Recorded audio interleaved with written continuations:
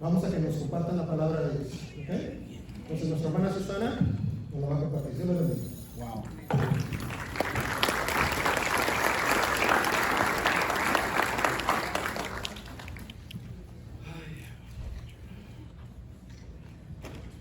Mis hermanos, muy buenos días. Sean bienvenidos nuevamente a vuestra casa de fe. Bienvenidas y un abrazo muy fuerte para las mamitas en este día. Reciban de mi parte y de la iglesia. Hoy comenzamos una nueva serie. Yo como que comienzo la serie de Filipenses. Hoy vamos a estudiar el capítulo 1. Lo vamos a estudiar del 1 al 11. Les pido que los animo a que lo lean también en su casita, lo mediten. Por falta de tiempo no vamos a enfocarnos en muchas cosas, pero medítenlo durante esta semana y acompáñenme, mis hermanitos, a poner el mensaje en las manos del Señor. Mi Señor lindo, te pedimos que estés aquí con nosotros. Te ruego, mi Señor, que se haga tu voluntad en este día, mi Señor, con este mensaje, porque solo tú sabes lo que tu iglesia necesita, mi Señor. El deseo en mi corazón es que mis hermanos, mi Señor, reciban consuelo mediante este mensaje, mediante tu palabra, mediante esa esperanza, mi Señor, a la cual los has llamado, mi Padre bendito. Abre los ojos de su entendimiento para que ellos puedan ver, mi Señor, esas promesas hermosas que hay en ti, esa obra grandiosa que hiciste tú en la cruz, mi Señor. Te rogamos, mi Señor, que me ayudes a administrar el tiempo, Señor, que tú seas mi guía, que yo diga solamente cada palabra que salga de tu voluntad, mi Señor. Ayuda a mis hermanos a que esta palabra llegue a ellos de manera perfecta, Señor, como cada uno necesita, Señor. Haz lo que yo no puedo hacer, bendito Rey. Te necesitamos, mi Señor, en el nombre de Jesús te lo rogamos. Amén y amén. Ok, vamos entonces a Filipenses capítulo 1, vamos a comenzar desde el 3 para ahorrar un poquito de tiempo. Dice en el 3, dice: doy gracias a mi Dios siempre que me acuerdo de vosotros, siempre en todas mis oraciones, rogando con gozo por todos vosotros, por vuestra comunión en el Evangelio, desde el primer día hasta ahora, estando persuadido de esto, el que comenzó en vosotros la buena obra, la perfeccionará hasta el día de Jesucristo. ¿A qué obra estará haciendo referencia Pablo cuando dice el que comenzó en vosotros la buena obra, la perfeccionará? Esa es una hermosa promesa que hoy vamos a estudiar con la ayuda del Señor. ¿A cuál obra entonces será que hace referencia el pasaje? Vamos a Romanos capítulo 8, el versículo 29, para entender un poquito qué obra es la que hace referencia a Pablo. En Romanos 8:29, Pablo les explica a la iglesia en Roma. Dice: a los que antes conoció, también los predestinó para que fuesen hechos conforme a la imagen de su Hijo, para que Él sea primogénito entre muchos hermanos. Y a los que predestinó, también los llamó. Y a los que llamó, también los justificó. Y a los que justificó, a estos también glorificó. Ese pasaje nos explica cuál es el proceso, toda la obra de salvación que Dios hace en cada uno de nosotros. Entonces, primero, antes de que lo conozcamos, Él ya nos ha escogido. Dice la Escritura: antes de la fundación del mundo, Él ya nos había escogido. Y entonces llega un momento en nuestra vida cuando Él nos llama. Y en ese momento que Él nos llama es que debemos responder a su llamado en arrepentimiento y fe.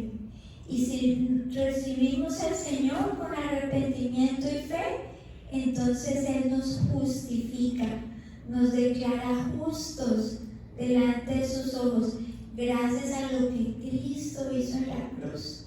Nos llama santos y en ese momento nos da la seguridad de salvación.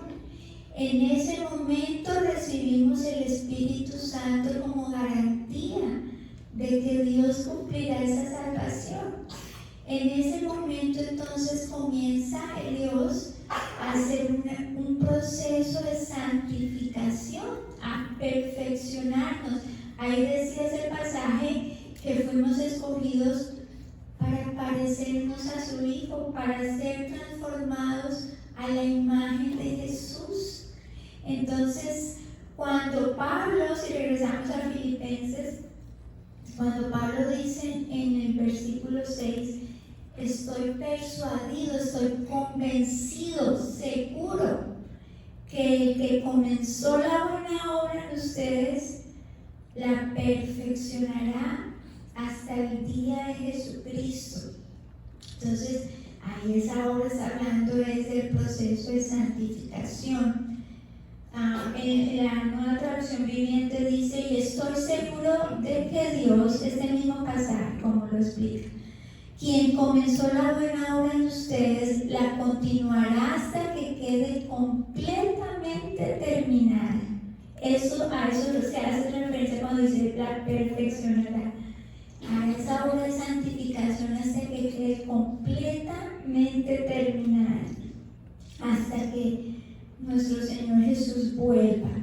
Ahí en ese versículo cuando dice comenzó, el que comenzó, ahí dice Dios es quien comenzó.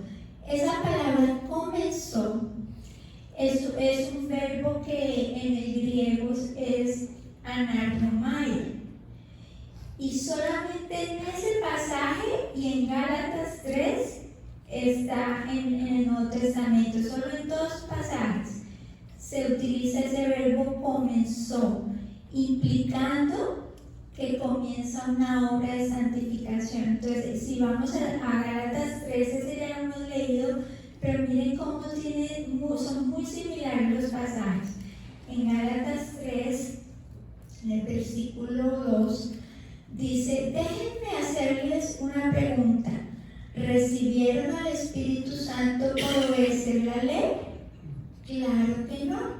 Recibieron el Espíritu Santo porque creyeron el mensaje que escucharon acerca de Cristo. ¿Será posible que sean tan tontos? Después de haber comenzado, ¿sí ven? Comenzado su nueva vida en el Espíritu, ¿por qué tratan ahora de hacerse perfectos, de santificarse, de perfeccionarse, de transformarse mediante sus propios esfuerzos? Entonces Filipenses nos dice la obra de santificación la comienza Dios y la termina Dios. Y Gálatas nos dice que esa obra de santificación comienza en el momento que recibimos el Espíritu Santo y que no se puede hacer con nuestros esfuerzos humanos. Entonces, regresemos a Filipenses. Saltémonos al versículo 9 por falta de tiempo. Aquí la oración de Pablo nos va a explicar algo muy importante acerca de cómo podemos avanzar y cooperar con el Señor en esa obra de santificación. Dice en el versículo 9, dice, y esto pido en oración, que vuestro amor abunde aún más y más en ciencia y en todo conocimiento. O sea, dice que vuestro amor abunde y abunde en ciencia y todo conocimiento. La palabra ciencia en el hebreo significa conocimiento, pero no es un conocimiento intelectual, es un conocimiento que se hace pleno mediante la experiencia. Es como una comprensión muy personal de ese conocimiento. Entonces, cuando el Señor nos dice aquí que para llegar a ser transformados debemos abundar en amor, en ese conocimiento, pero ¿acerca de qué? Conocimiento de Él, conocimiento de su palabra, de su voluntad. Y dice, cuando dice, y en todo conocimiento, esa palabra conocimiento en el griego implica más, es como el discernimiento. ¿Qué es discernimiento? Es esa sabiduría que Dios va desarrollando en nosotros para aplicar el amor que Él pone en nosotros y el conocimiento que nos va dando. Entonces el discernimiento es lo que nos da la sabiduría para aplicar el amor y el conocimiento en la vida práctica. Entonces el discernimiento nos ayuda a distinguir entre lo bueno y lo malo, dice la palabra, entre lo vil y lo precioso en nuestra vida práctica, ¿sí? Entonces, ¿para qué dice aquí mismo en este texto? ¿Para qué necesitamos estas tres cosas? En el versículo 10, para que aprobéis lo mejor. En otras versiones dice, para que entiendan lo que verdaderamente importa. Necesitamos el amor, el conocimiento y el discernimiento para entender lo que verdaderamente importa delante de los ojos del Señor. Lo que deberíamos estar enfocándonos en esta vida. Dice, a fin de que seáis sinceros, o sea, implica que puros, irreprensibles, intachables, para el día de Cristo. ¿Sí ven cómo está explicando esa santificación? Dice, llenos de frutos de justicia. ¿Qué es lo que dice que produce el Espíritu en nosotros? El fruto del Espíritu. Todas las cosas buenas, amor, paz, paciencia, bondad, mansedumbre, dominio propio, humildad. Todo eso es el fruto del Espíritu. Y dice, no hay ley que condene esas cosas. Entonces, cuando dice que seamos llenos de fruto de justicia, que es por medio de ¿quién? De Jesucristo. Porque Él es el que merece la gloria en esa obra. Es para su gloria y alabanza. ¿Okay? Entonces preguntémonos, ¿será que entonces porque Dios comienza esa obra y Él es el que nos santifica, nosotros debemos permanecer pasivos, indiferentes a ese proceso de santificación? No. Es cierto que Dios hace la obra, pero nosotros debemos cooperar con Él. Y entre más nos esmeremos nosotros a buscar al Señor, más vamos creciendo en santidad.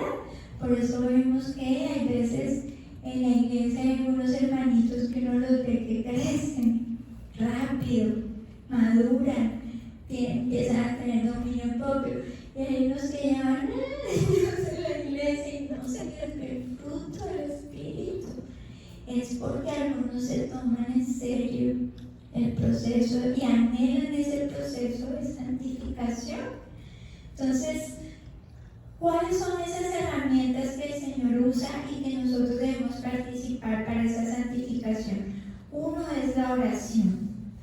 La oración, cuando nos disponemos nosotros a estar en la presencia del Señor, el Espíritu Santo dice en Romanos que Él discierne las necesidades, las motivaciones de nuestro corazón, y que nosotros no sabemos orar como debemos. Entonces lo que hace el Espíritu Santo es interceder y llevar esa oración, como perfeccionar esa oración y llevarla al trono de Dios. Eso no lo podemos hacer nosotros, lo hace el Espíritu Santo, pero ciertamente nos tenemos que disponer para estar en la presencia de Dios. Entonces, a través de la oración, Dios nos va también santificando, va intercediendo y nos va ayudando.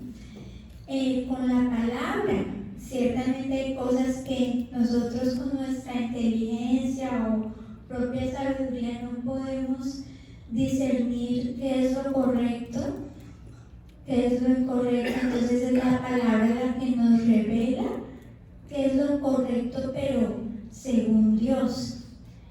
Y muchas veces, como la palabra, como ninguna otra forma, se puede discernir las intenciones de nuestro corazón. Hay muchas cosas que venimos de la palabra y nosotros creemos que estamos bien, venimos y la palabra nos llega al punto, nos da como en el punto, nos dice, mire, usted cree que eso está bien, pero lo hace con esta motivación, desnuda nuestra alma. Entonces Dios usa su palabra para traer convicción en nuestro espíritu, y ahí cuando viene la convicción del espíritu es que empezamos a movernos, a hacer cambios en nuestra vida. También entonces el Señor usa a otros hermanos, usa el cuerpo de Cristo también para santificarnos. Por eso es que no hay ovejitas solas. Tenemos que estar, la voluntad de Dios es que estemos unidos porque somos un cuerpo. Y el ojo no anda en la esquina y el pie debajo de la cama, ¿no? Todos tenemos que estar unidos. Y uno de los propósitos entonces es para la santificación. Ahí en Efesios 4, ahí les animo a que estudien ese capítulo.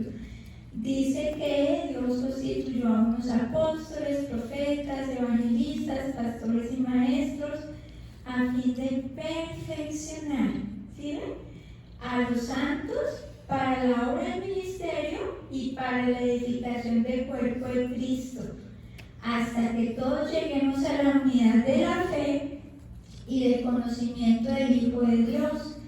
O sea, hasta que lleguemos, dice, a la medida del varón perfecto. Entonces, ¿sí ven? Los dones de mi hermano me edifican y me colaboran en ese proceso de santificación. Y mis dones también deben ser para contribuir a la santificación de mis hermanos. Entonces, vamos a ver con la disciplina también en Hebreos 12:11. Dice: ninguna disciplina resulta agradable a la hora de recibirla. Al contrario, dice, es dolorosa, pero después produce la apacible cosecha de una vida recta para los que han sido entrenados por ella. Entonces el Señor también, cuando ya la oración, la palabra, los hermanos no es suficiente, envía disciplina. Pero cuando entendemos que esta disciplina es por amor y para santificarnos, ya la recibimos como de un Padre amoroso que quiere lo mejor para nosotros. Entonces, es menos dolorosa cuando entendemos el propósito de la disciplina. Ok, entonces, ¿cómo se ve el proceso de santificación en la vida de Jacob, por ejemplo? Si vamos a Génesis 25, en el versículo 21, ahí vemos la predestinación. Antes, mientras los bebés estaban en su vientre, en el vientre de Rebeca, ya Dios había predestinado a Jacob. Ahí en el 22 le dice el Señor, el 23 dice: y respondió Jehová, 2 naciones hay en tu seno. Eso se lo reveló a Rebeca. 2 naciones hay en tu seno y 2 pueblos serán divididos desde tus entrañas. Un pueblo será más fuerte que el otro pueblo y el mayor servirá al menor. Les animo a que estudien Romanos capítulo 9, porque Pablo explica lo que significa la predestinación y usa la vida de Jacob como un ejemplo para explicar que antes de que Jacob y Esaú nacieran, antes de que hicieran algo bueno o malo, ya Dios había escogido a Jacob. Entonces ahí está la predestinación de la que nos mostraba el otro pasaje de Romanos. También, por ejemplo, está el llamamiento y la justificación de Jacob. En Génesis 28:10 vemos cómo el Señor se le revela a Jacob, le hace un llamamiento y Jacob responde en arrepentimiento y fe. Y me encanta este versículo, no tenemos tiempo para leerlo todo, pero en el 15, Génesis 28:15, esa es una de las promesas que le hace a Jacob, dice: he aquí, yo estoy contigo y te guardaré por donde quiera que fueres, y volveré a traerte a esta tierra, porque no te dejaré hasta que haya hecho lo que te he dicho. Mira, esa es la seguridad. No te dejaré hasta que mi obra en ti, Jacob, sea completa. Pero esa promesa no es solo para Jacob, sino para todos nosotros. Esa es nuestra esperanza, dice: no te dejaré hasta que la obra esté completa. ¿Sí? Entonces luego vemos que empieza, cuando ya era es crucificado, él expresa su fe y ahí comienza su proceso de santificación. Ciertamente hay muchas de las cosas, cuando recibimos al Espíritu Santo, hay cosas que inmediatamente se notan, se empiezan a ver los cambios, pero hay cosas en nuestra vida que requieren un proceso largo y un poco doloroso para ser transformados, porque hay áreas de nuestra vida que han sido muy afectadas por el pecado, nuestro pecado y el pecado de nuestros antepasados. Entonces lo que empieza a hacer Dios es llevarnos en un proceso para transformar esas áreas de nuestra vida. Se ve diferente en todos. Hay unos que por la gracia de Dios los llama cuando son jovencitos. Entonces, por su gracia los guardó para llevar una vida ordenada, santa. Pero hay otros que los llaman a la mitad, al final de su vida, cuando muchas de las decisiones ya, su vida está torcida, su vida está destruida, han afectado por su pecado a sus hijos. Entonces, en esos casos, el Señor toma más tiempo en restaurar esas áreas, ¿sí? Y por ejemplo, con la vida de Jacob podemos ver que ese proceso en que lo llevó, que tuvo que trabajar 7 años por Lea, 7 años por Raquel, pero él experimentó su propio pecado. Recuerden que lo conocíamos como el engañador, ¿cierto? Porque su voz se hizo pasar por su hermano Esaú. Resulta que él se va a escapar, no enfrenta las consecuencias del pecado, se escapa y se va para donde su tío Labán, que es hermano de Rebeca, y pues como que el tío también tenía las mismas malas. Resulta que también engaña a Jacob, y lo engaña, dice en el versículo 7 de Génesis 31, Jacob diciéndole a sus esposas, dice: vuestro padre me ha engañado y me ha cambiado el salario 10 veces, pero Dios no le ha permitido que me hiciese mal. Entonces, constantemente lo estaba engañando, lo estaba haciendo trampa, pero Dios permitía eso con un propósito bueno. En ese proceso de Jacob entendió la verdadera gravedad de ese pecado del engaño, porque lo vivió en carne propia. Y entonces, pero en su gracia Dios, porque aunque Él envía disciplina, también está la gracia de Dios ahí. Y entonces Él, aunque permitió que él fuera engañado, también su gracia lo sostenía para que ese engaño no le causara un daño, sino todo lo contrario, obrara para bien, para su propio arrepentimiento y santificación. Entonces, por eso dice: Dios no permitió que me hiciese mal. Entonces, fue un caminar largo, un proceso largo, pero vemos aquí en Génesis 32 que finalmente Dios hace su obra en él. Miren cómo dice en el 22, bueno, en el 24 para falta de tiempo.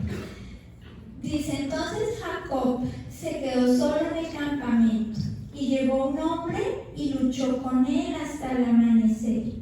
Cuando el hombre vio que no ganaría el combate, tocó la cadera de Jacob y la dislocó. Si lo leemos rápidamente parece que fue que se peleó con un hombre y lo dejó renco y no. Él peleó esa noche con Dios, no contra Dios, peleó con Dios.